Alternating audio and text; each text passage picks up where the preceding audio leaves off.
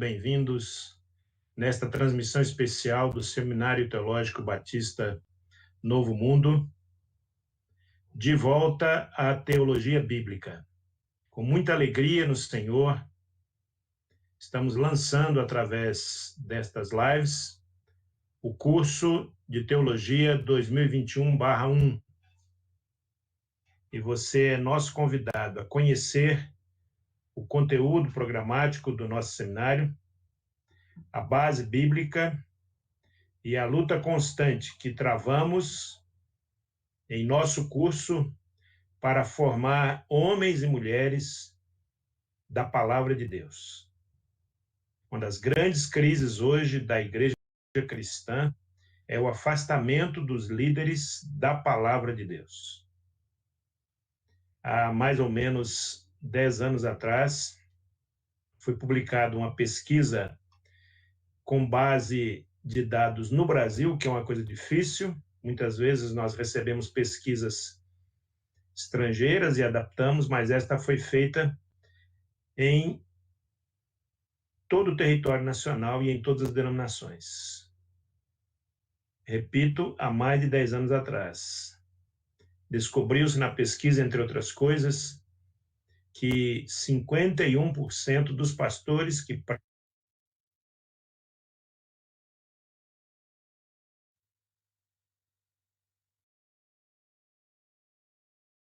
tira você tira o lema que nós estamos vivendo de Deus. Seminários também, os seminários teológicos, estamos falando dos chamados seminários teológicos evangélicos, também estão se afastando da palavra de Deus, já há bastante tempo. É claro que muitos que falam têm o conhecimento da palavra, cremos perfeitamente que são todos capacitados, mas a verdade é que o que ocorre é que a palavra de Deus não está sendo pregada. Iniciamos, então, esta segunda live de lançamento do curso de Teologia do Seminário Teológico Batista Novo Mundo, com 2 versículos da Palavra de Deus do Antigo Testamento. Farei a leitura na versão revisada, de acordo com os melhores textos em hebraico e grego. 19:11 diz: Escondi a tua palavra no meu coração para não pecar contra ti. A versão mais recente diz: guardei a tua palavra no meu coração para não pecar contra ti. E também Provérbios 20:18: a profecia o povo se corrompe, mas o que guarda a lei, esse é bem-aventurado. E este é o quadro que o nosso país está vivendo, exatamente este quadro. O afastamento da palavra de Deus não produz profecia. A pregação da palavra de Deus é profecia. Isso que significa a palavra profecia. Então, através do Seminário Teológico Batista Novo Mundo, nós nos propomos a oferecer um curso que tem uma sólida base bíblica e que você pode ter oportunidade de questionamento, oportunidade de crescimento, de edificação. Um outro destaque do nosso curso é que cada aluno começa imediatamente as suas tarefas externas logo na primeira matéria. Você tem o estágio contínuo. Você precisará estar desenvolvendo um trabalho cristão, seja ele qual for, e estará cursando as nossas matérias. Isso tem dado muito certo naqueles que já foram formados e saem preparados, capacitados para dirigir qualquer trabalho. Eu sou o pastor Marcos Machado, sou o atual diretor do seminário, e conosco esta noite está o professor Dr. Douglas Oliveira. Ele é doutor em Ciências da Religião e é o coordenador da área de ensino do nosso seminário. E com muita alegria passamos a palavra a ele, que ele nos trará a primeira palavra a que nos propomos nesta noite. Pastor Douglas, uma alegria, um prazer. Estamos em oração. Deus o abençoe. Boa noite, pastor Marcos. Boa noite a todos e todas que estão conosco essa noite e para poder também compreender um pouquinho das concepções e dos conceitos teológicos. Para mim é uma satisfação imensa, uma alegria imensa em ter a oportunidade de compartilhar essa realidade vivenciada na formação das pessoas que querem servir a Deus. E essa noite a gente tem uma proposta de discutir, de fato, qual é o propósito da teologia, né?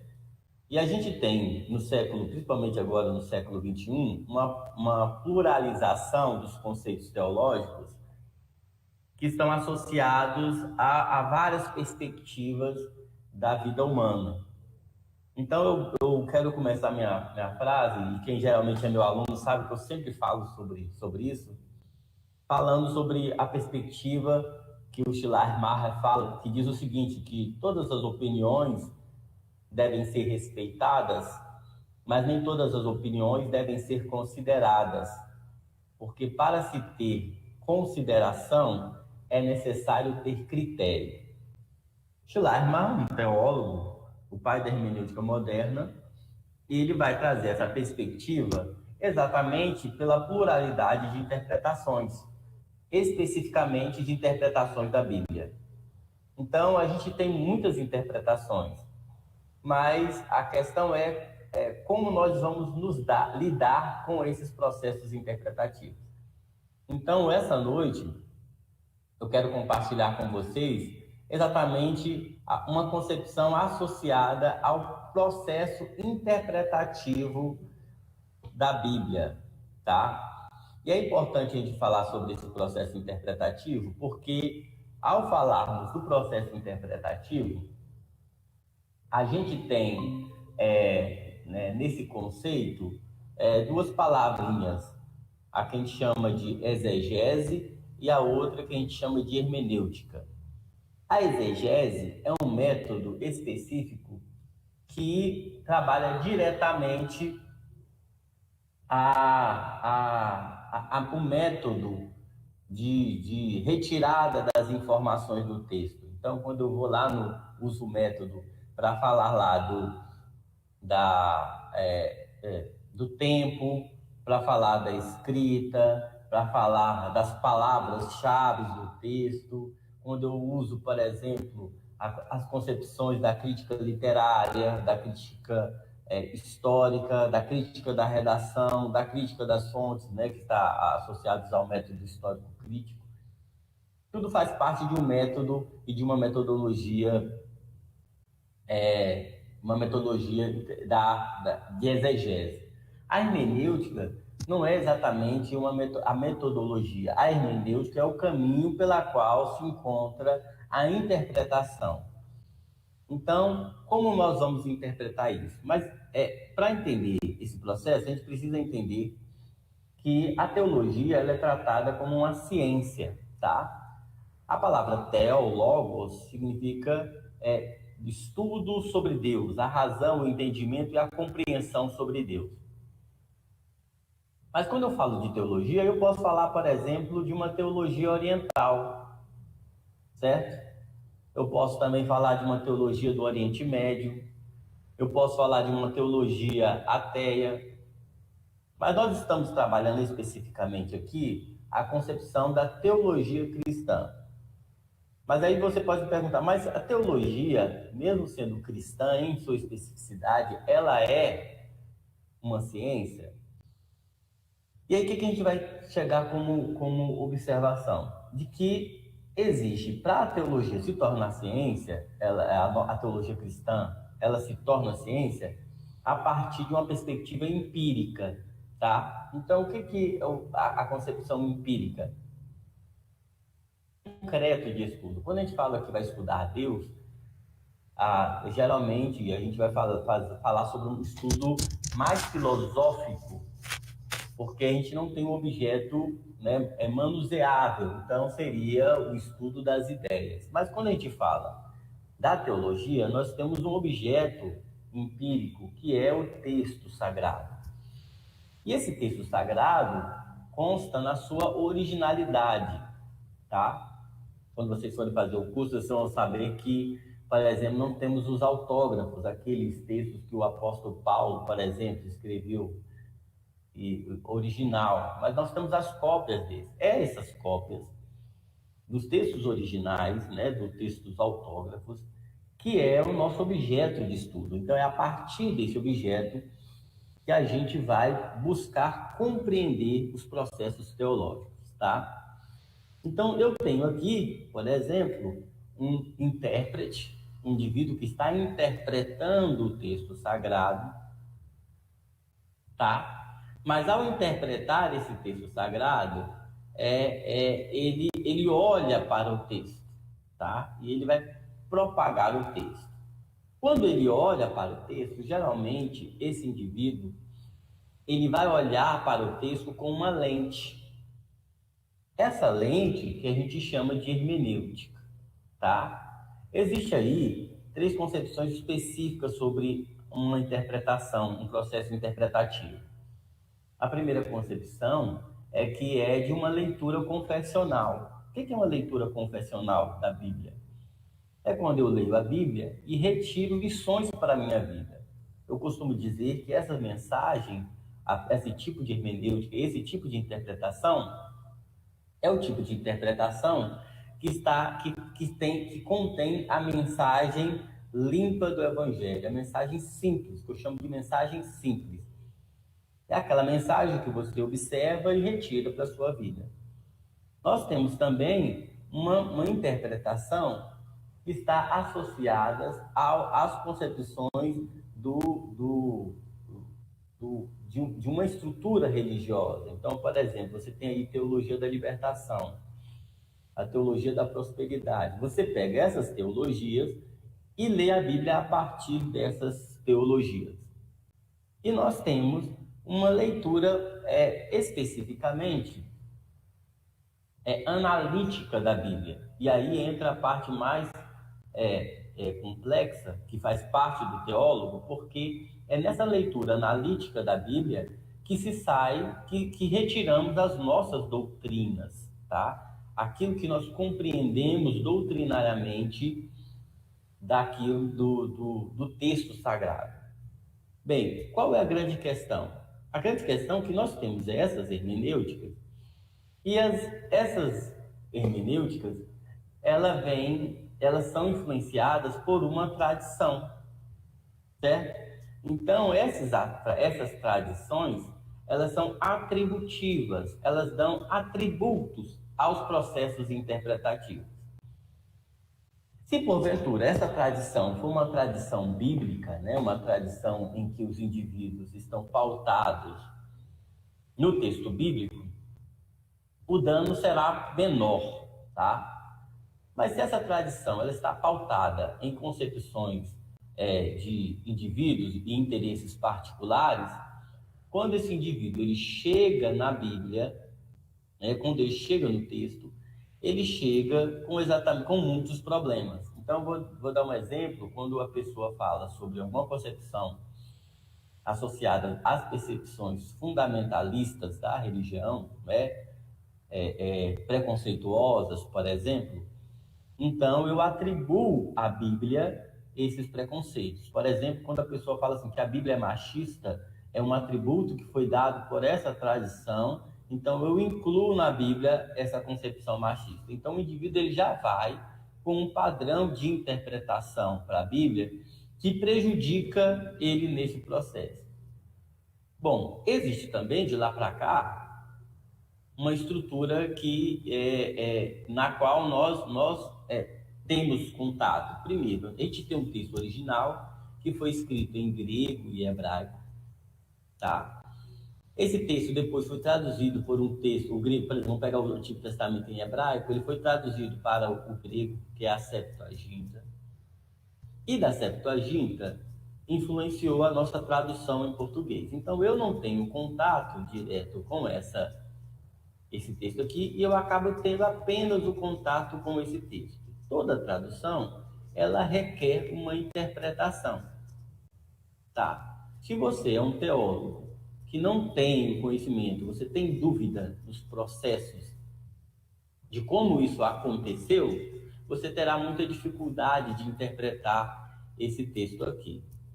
Então, o que é importante dentro do processo da teologia? Sempre buscar nos originais escritos a concepção original trazida pelo autor. E aí eu quero trazer uma perspectiva do Russell. O Russell, ele fala exatamente do voltar às coisas mesmas, né? Quando a gente vai observar um texto, ou um documento, ou alguma coisa, nós precisamos voltar à coisa mesma. O que ele quer dizer com isso? Precisamos buscar entender o que aquele texto queria dizer de fato. Então, retomar o conceito estabelecido pelo texto original nos elucida a compreender o que essa tradução nos trouxe. Então, quando eu vou apenas para essa tradução cheio de dúvidas e preconceitos pré-estabelecidos, a tendência que eu tenho é de errar. Mas quando eu vou em busca de uma compreensão maior, a partir dos textos originais, e tentando trazer o que esse texto quer dizer de fato, quando eu vou para um texto traduzido, eu consigo retirar desse texto elementos fundamentais para a sua compreensão e a compreensão da sua mensagem e da formação doutrinária. O que acontece? É importante entender isso porque, sim, quando eu faço uma leitura confessional, eu tenho ali a ação do Espírito sobre mim, estabelecendo mensagens simples para o cotidiano da minha vida, tá? Então, você não precisa saber grego, hebraico, você não precisa saber teologia para ler a Bíblia e compreender ela na sua leitura confessional. Mas quando você vai para uma leitura mais complexa, a ponto de estabelecer comportamentos e estruturas doutrinárias, a gente tem que compreender que existe uma relação do Espírito com a concepção do estudo. Então, o Espírito se revela a partir do estudo da palavra. Então, se eu quero compreender o que realmente o Espírito Santo diz, eu não basta apenas buscar uma concepção mística da coisa de que eu vou entender para a vida cotidiana, sim, como uma leitura confessional. Mas quando eu vou para uma concepção de estudo do texto, o Espírito se revela nessa relação entre aquele que possui o Espírito, mas aquele que possui o Espírito na busca de compreensão exata da mensagem que esse texto propõe. Então, o que acontece? O que acontece é que o teólogo contemporâneo, ele vai para o texto, né, já traduzido, com concepções, com pressupostos teológicos fundamentalistas. O que é esse pressupostos? Eu já tenho na minha mente aquilo que eu quero dizer. Então, eu vou na Bíblia e confirmo. Então, é por isso que você vai ver nos períodos contemporâneos, por exemplo, pessoas com comportamentos homofóbicos, com comportamento machista, com comportamento fascista, e tentando legitimar isso a partir do texto sagrado. Na realidade, ele não vai achar isso no texto. Ele acaba colocando isso no texto sagrado. E aí, esses textos, a sua originalidade, o seu percurso e a sua mensagem, ela é perdida no decorrer do processo. Então, o que nós precisamos compreender é que a teologia, ela precisa voltar-se ao texto original, ela precisa voltar-se ao texto sagrado e retirar desse texto as concepções necessárias para os processos de compreensão de mundo, o processo de compreensão sociológica, os debates filosóficos, os debates antropológicos, e todos esses debates contemporâneos dialogam diretamente com o texto, com a Bíblia, né, com o texto sagrado, porque nós buscamos nesse texto a compreensão para a realidade da vida e a formação de conceitos teológicos e conceitos doutrinários. É importante a gente entender que dentro dessa perspectiva, e dentro da perspectiva teológica doutrinária, nós temos conosco a compreensão claramente de que Deus se revela através da sua palavra e se manifesta a cada um de nós através da sua palavra. No entanto, isso não retira de cada um de nós a responsabilidade de termos que divulgar e propagar o texto com responsabilidade, porque quando o autor escreveu, ele possuía em si uma intencionalidade, tá? É claro que todos nós temos uma vida e fomos formados a partir de um contexto social, político e econômico, e esse contexto precisa dialogar com isso. O Paul Ricoeur, ele fala sobre essa perspectiva de que quando a gente vai para o texto, a gente quer compreender o texto, com certeza a gente não consegue se desvencilhar de toda a nossa vida perante o texto. No entanto, eu tenho que ir à coisa primeira. Então, eu vou à coisa primeira, né? Entendo o que aquele texto se propõe para que esse texto para que eu tenha condições de fazer uma hermenêutica da leitura que eu preciso. Então, não é eu que dito ao texto o que ele vai dizer, mas é o texto que diz se aquilo que eu quero dizer é proveniente dele mesmo. Então, quando nós falamos de teologia, nós estamos buscando exatamente, e de teologia, volta à teologia bíblica, buscando exatamente romper com os processos dessas tradições que abandonam, de fato, os elementos específicos das Escrituras Sagradas. Essa é uma prerrogativa do nosso seminário. Por quê?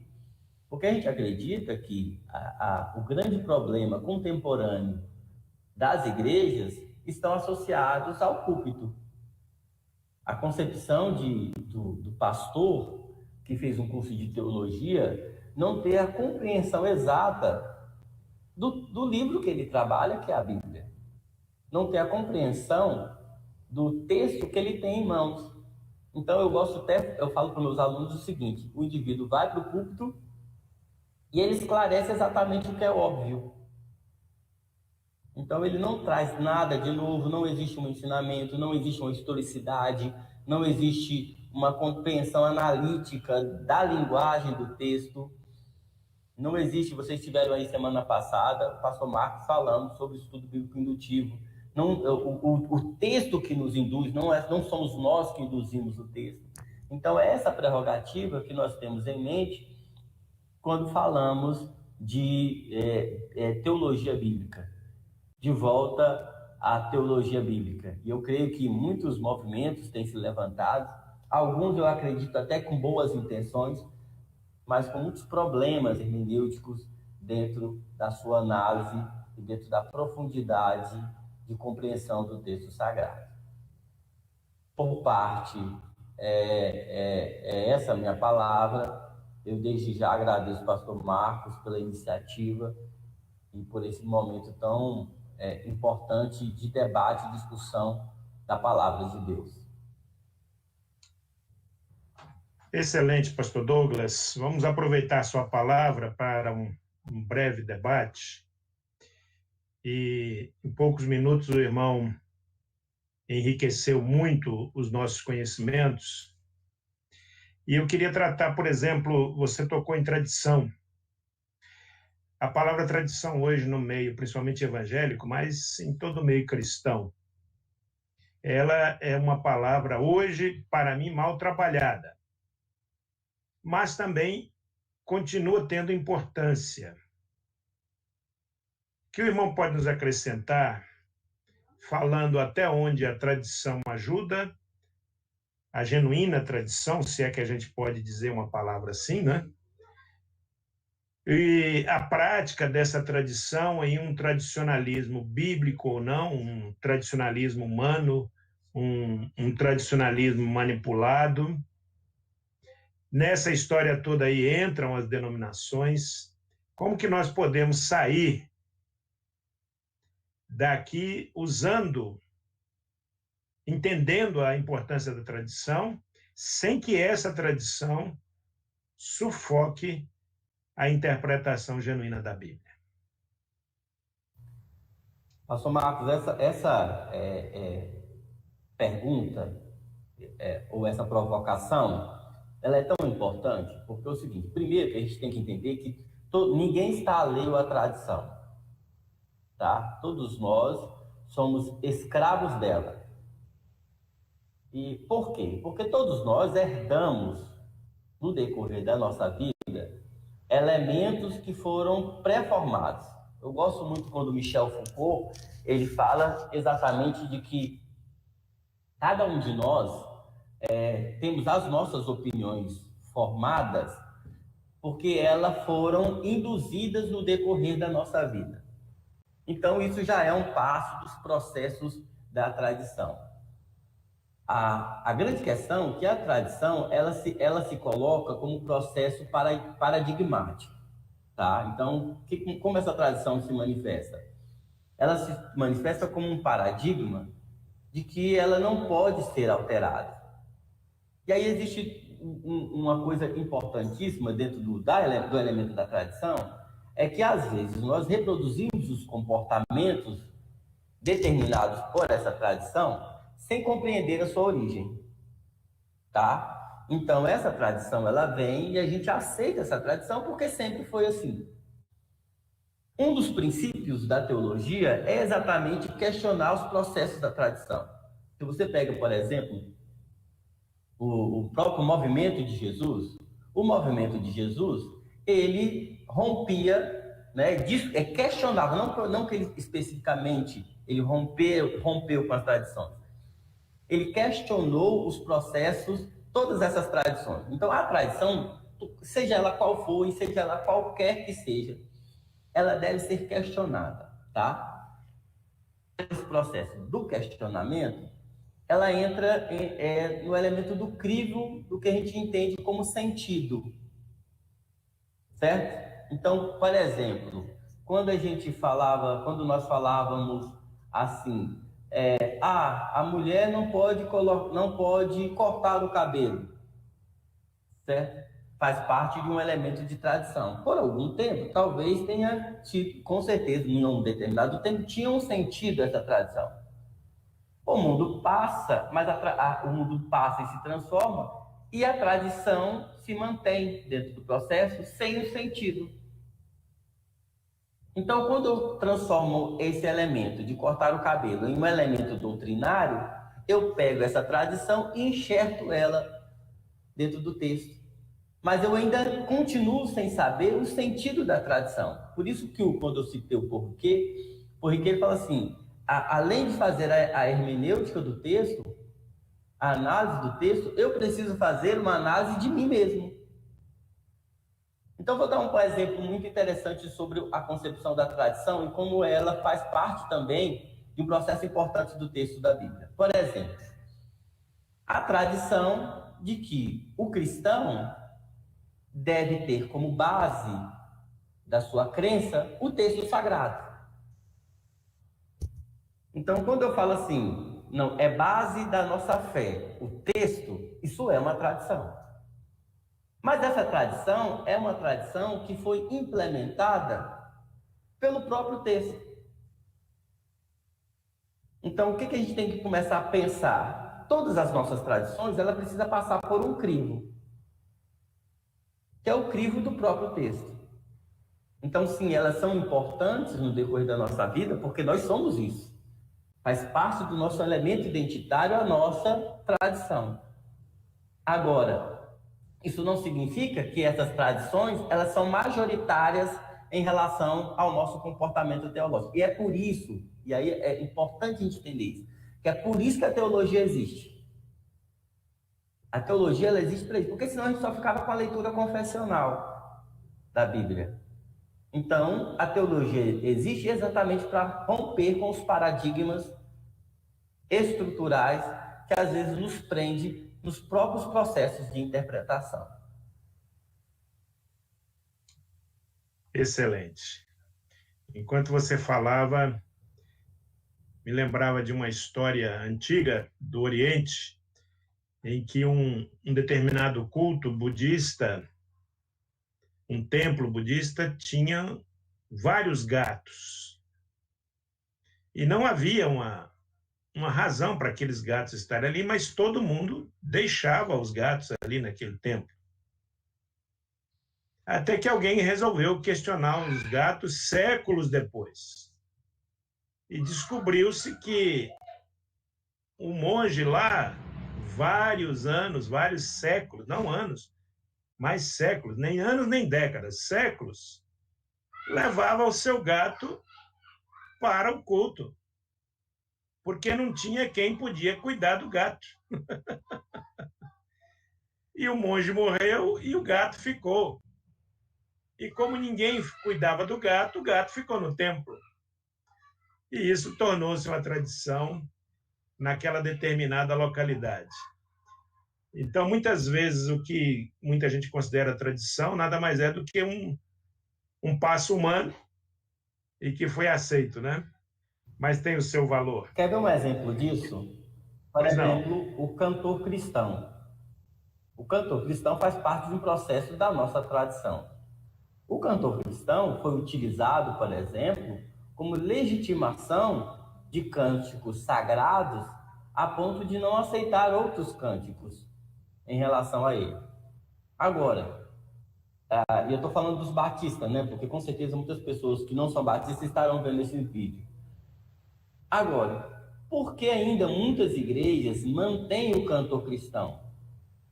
Não mantém o cantor cristão, não por uma questão sagrada, não porque o cantor cristão, às vezes, todas as letras do cantor cristão são perfeitas teologicamente, não. O cantor cristão, ele é mantido por uma questão da nossa história, da nossa memória. Então, do reconhecimento histórico e das percepções de quem nós somos no decorrer dessa história. Então, é por isso que ele é mantido. Não porque ele é importante, porque ele poderia ser abolido. É um material que pode ser abolido dentro do espaço litúrgico. Ele não é mantido não por uma legitimação bíblica, mas por uma justificativa histórica. Então, o sentido dele ainda existir ali é exatamente a manutenção da nossa memória denominacional. Então, ele faz parte do processo da memória denominacional.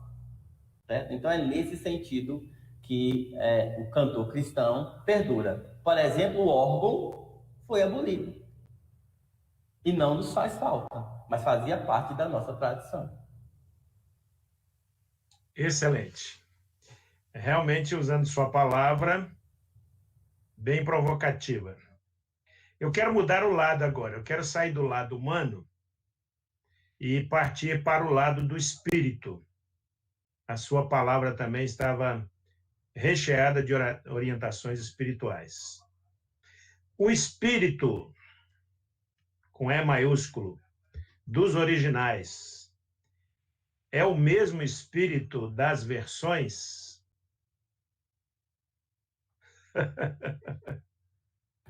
Olha, a gente poderia sentar aqui e discutir isso aqui, fazer uma live só com isso. Entendeu? Fazer uma live só com isso. É muito interessante a construção dos processos dos textos sagrados, né? Então, a gente tem, por exemplo, dos textos originais, algumas fontes, né? Que foram, por exemplo, quando um texto saía do Oriente Médio ali, da Transjordânia, por exemplo, iria lá para o Egito, às vezes ele precisava colocar, esclarecer o que acontecia. Então, por exemplo, na Mesopotâmia tinha, assim, Jesus, certo? Quando ia para o Egito, o copista resolvia colocar um esclarecimento. Então ele colocava assim: Jesus Cristo, o Senhor. Entendeu? Então as fontes são várias fontes. Agora, existiam as versões que foram feitas, por exemplo, em outras línguas, as traduções desses textos, assim como a nossa tradução na língua portuguesa. Toda tradução e toda versão faz parte do processo de interpretação. Então, pode conter, na leitura do texto, pode conter no texto a interpretação de um autor, tá? Então, quando eu falo de texto sagrado, o texto sagrado é o texto que escreve, não é isso? Escrito em seus originais. No entanto, quando você pega, por exemplo, logo o Evangelho de João, quando ele fala assim, no princípio, Hologos, era o Logos, por exemplo, que eu acho que é uma tradução muito ruim na nossa língua, que ele traduz como verbo. O Logos, ele pode ser interpretado como razão, entendimento e como a palavra, tá? O que é o sentido de palavra? Se você pegar o sentido, de palavra, o sentido da palavra está associado ao elemento da mensagem, tá? Então, tudo bem. Eu digo para você, eu sou um defensor, que o texto, o texto original, o texto sagrado, de fato, é o texto original. Mas as suas traduções contêm a sua mensagem. Então, o que é sagrado? É o texto traduzido? Não. É a mensagem contida nele. O Karl Barth trabalha exatamente essa perspectiva de análise, de que o que é sagrado, o que revela o sagrado é a mensagem contida nele. Então, por exemplo, você pode usar um texto da Bíblia para legitimar, por exemplo, a exploração financeira do próximo. E ele está usando o texto bíblico. O texto, como texto, ele contém uma mensagem, e essa mensagem é a revelação divina. Mas a interpretação dessa mensagem, a deturpação dessa mensagem, não é sagrada. Então, quando você pega, por exemplo, a concepção barthiana, dessa ideia da revelação e da mensagem, por exemplo, quando você conta o seu testemunho, e o seu testemunho é pautado na palavra, na mensagem da palavra, o seu testemunho é capaz de transformar uma vida, porque ele reflete essa palavra. Então, não há prejuízo nos processos de traduções e nem nas suas versões, porque nessas versões contém ali a mensagem revelada, tá? Então, pode ocorrer um erro interpretativo do tradutor? É claro que pode ocorrer um erro interpretativo do tradutor, mas não ocorre um erro no conceito geral da mensagem. É por isso que o teólogo vai lá nos gregos, no hebraico, para corrigir esses possíveis erros que os tradutores tiveram dentro do seu processo. Então, nesse sentido, o Espírito que se revela a mim é o mesmo Espírito que se revelou ao exemplo do apóstolo Paulo.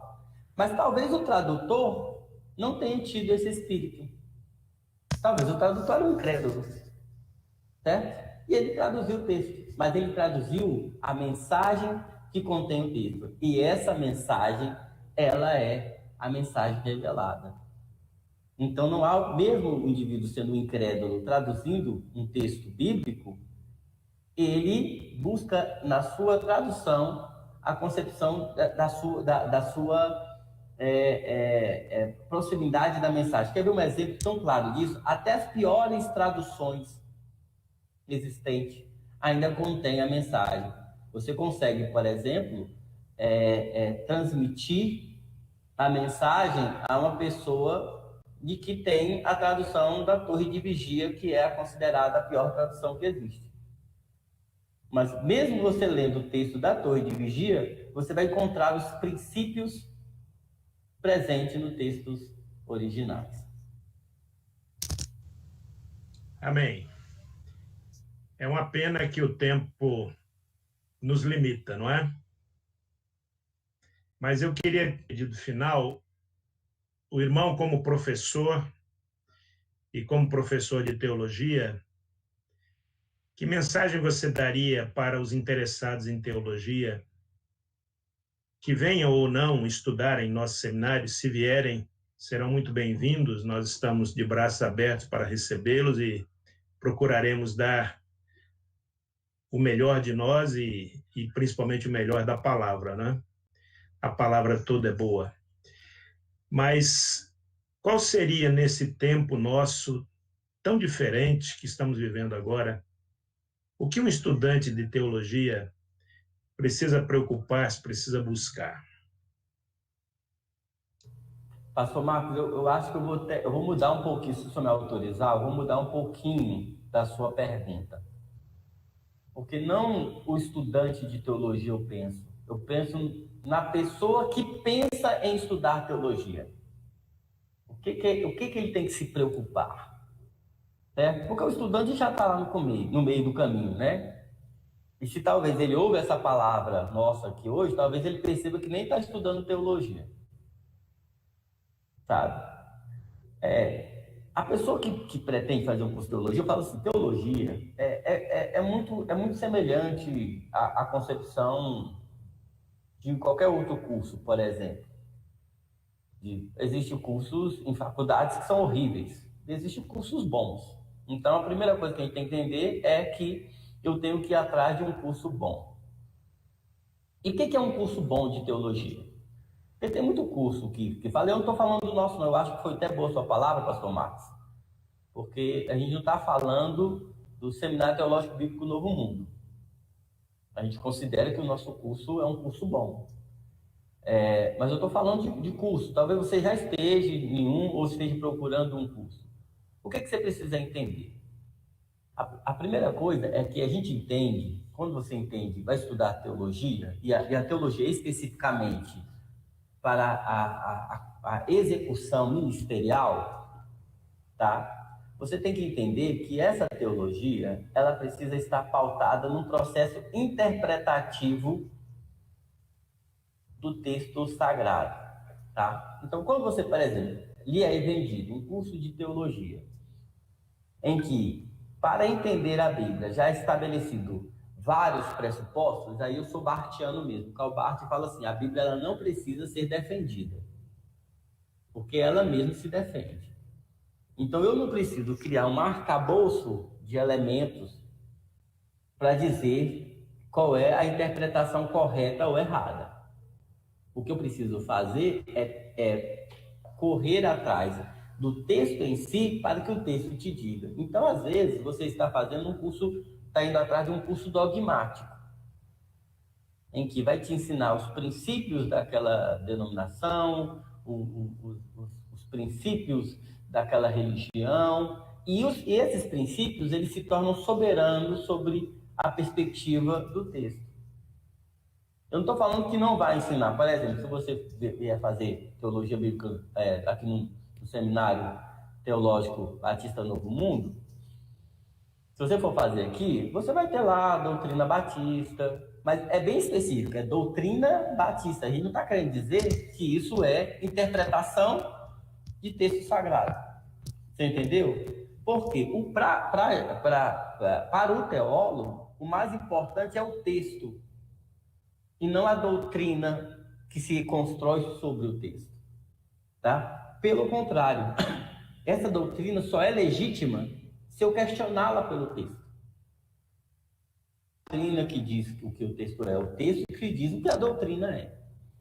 Então, dentro dessa perspectiva, se você interessa em estudar teologia, pensa fazer teologia, busca compreender teologia, primeiro, entenda que teologia é uma ciência que possui processos, metodologia, análise e critério. Então, dá uma olhada na grade curricular, busque saber qual as prerrogativas, para que você possa... Busca saber se dentro do corpo docente há uma pluralidade de pensamentos, né? Talvez você esteja ouvindo eu e o pastor Marcos aqui dialogando sobre concepções teóricas, mas no dia que você entrar na sala de aula, lá no Seminário Teológico Batista Novo Mundo, você vai ver que ele tem pontos distintos do meu, né? E às vezes nós vamos ali, ter um embate. Na minha aula eu vou falar uma coisa, porque eu tenho um princípio interpretativo, e na outra aula dele ele fala outra coisa. E essas perspectivas teológicas são nossas. O que isso não pode interferir é na perspectiva da interpretação do texto bíblico. Então, ver essa pluralidade, né, dos professores, né, as capacidades de pensamentos distintos nessa concepção de compreensão do texto sagrado. Muito obrigado, pastor Douglas, pelo seu tempo, pela sua vida.